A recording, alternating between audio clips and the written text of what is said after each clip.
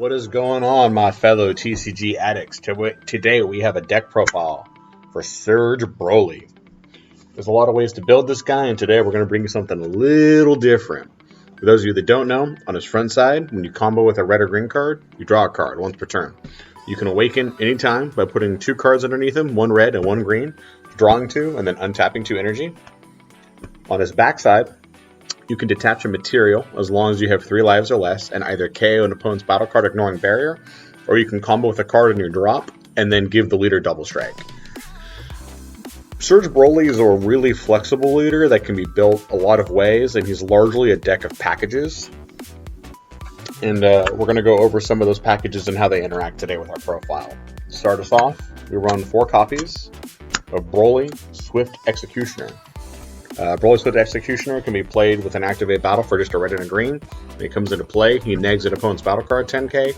Then he takes a card out of our opponent's hand, and finally he takes a card in our life and puts it in our hand. That on its own is a good amount of pressure because you can fade attacks by giving something minus 10k to make it miss. Taking cards out of our opponent's hand and drawing cards from our life is a good card advantage. But on top of that, he's a 20k crit threat, which means he's also a powerful beater on board. Easily one of the best cards in the deck, easy 4-of. Next, we run a Dormant Legend package, starting with 4 copies of Goten. When Goten is comboed, if your leader is a Broly card, you can look through your deck and find a red field card that costs 2. In our deck, that is Dormant Legend. It's the only real target. And put it in your drop. If you put a card on the drop using Goten's ability, you then untap an energy, which is usually the energy you combo with him.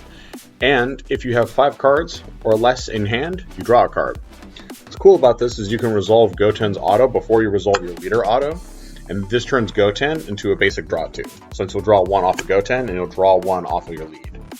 Really good. On top of being a basically 0 plus 10k. Now, because we play a Dormant Legend package, we finish it up with 3 copies of Broly Tragedy Foretold. He can only be played if you have a Dormant Legend in your drop. When he comes into play, he negs 2 of your opponent's battle cards by 15k. He can be played with a rival with just a red and a green, real easy. And while he's in play, whenever your opponent combos, you can take 1 card in their combo area and get rid of it once per turn. So he makes our opponents or rivals really difficult. He can eat super combos. They'll still get to draw the card, but he just makes it really hard for your opponent to push for big attacks.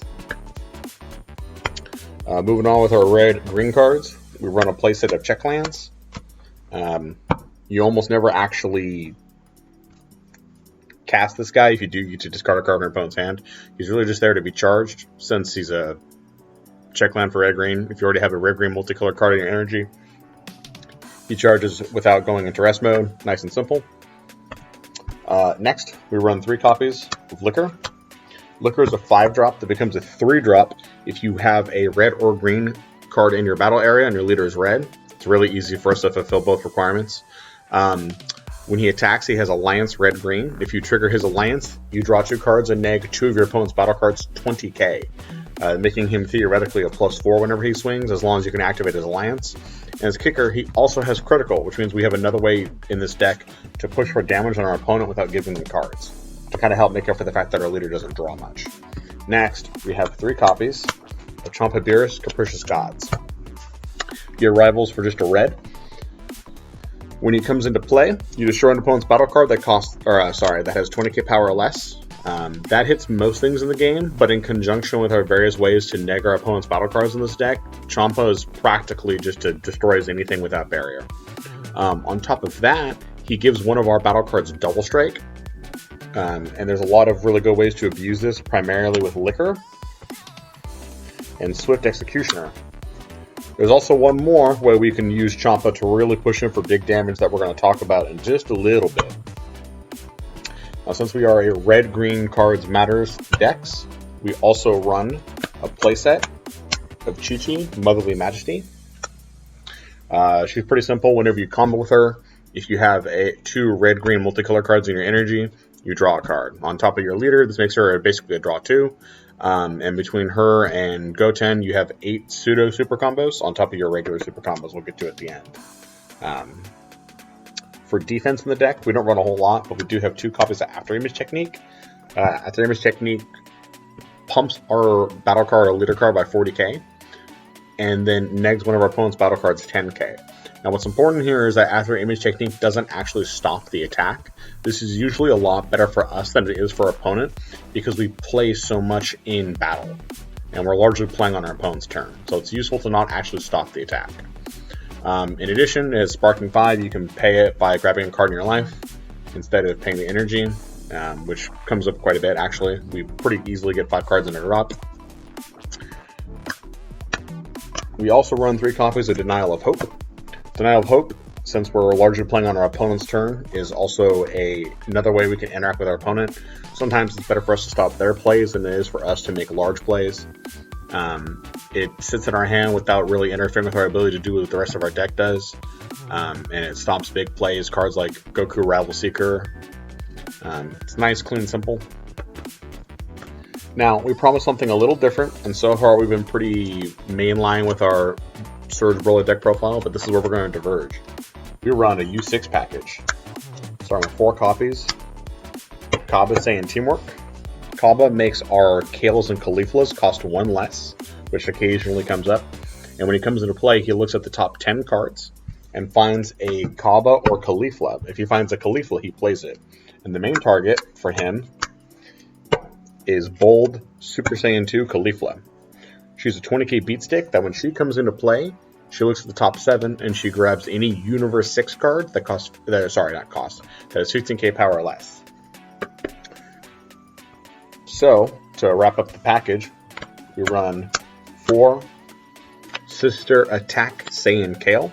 She's a 10k that becomes a 15k when she swings. We have another U6, and then you draw a card as well. So she's easy card advantage to the deck, along with just getting extra beaters on board. To help make our Caulifla more consistent, we also run 2 copies of Impeccable Super Saiyan Kaba. Kaba's a 15k beater that becomes a 20k beater when he swings if our leader is red, which he is. And in addition, he can attack battle cards in active mode, and his attack can't be negated, which means that if we fail to find a Kale, we can use Kaba as a form of in-combat removal. And this deck is most powerful when it's in battles with our opponent, so it's right on theme. Now, we also need to kill our opponent, so our main game ender in the deck is actually 2 copies of Saiyan Onslaught Kefla.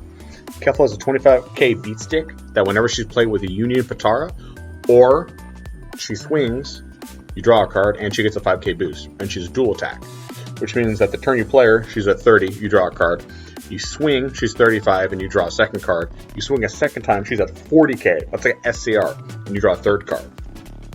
Now, if you really need to kill your opponent, you can Arrival in a Chomp of Beerus and make those swings double strike on top of having dual attack, and easily push in for 3-4 damage on your opponent out of nowhere. If that's not enough, we of course run 1 copy of SS3 Scramble. It's the SCR for the deck. It's another Arrival target. When it comes into play, we credit ourselves a life, and then we deal 2 damage to our opponent, which usually ends games. If it doesn't end the game, while ever he's in play, if your opponent comes with a card that costs 2 or less, it immediately goes to drop. It makes it really hard for your opponent to do anything. And then finally, the super combos for the deck. Because we have a lot of Arrival matters, we run 4 copies of Nappa. Nappa comes into play after he's comboed, meaning you can basically double use him as a 0+10. He fulfills Arrival requirements on his own. Since he comes into play, he can also help set up Liquor, or just push for extra swing since he is a 10k on his own. You could run 2 copies of him and 2 copies of the Paragus Super Combo if you wanted to, but otherwise you only have a few ways to actually activate the green part of your Arrival checks. And Nappa clears it on his own with both red and green. So we run a full set. But if you want to, you could totally swap out 2 copies of Nappa for 2 Paraguses. That completes our U6 deck profile. If you like this video, make sure you like and subscribe. See you next time, TCG Addicts.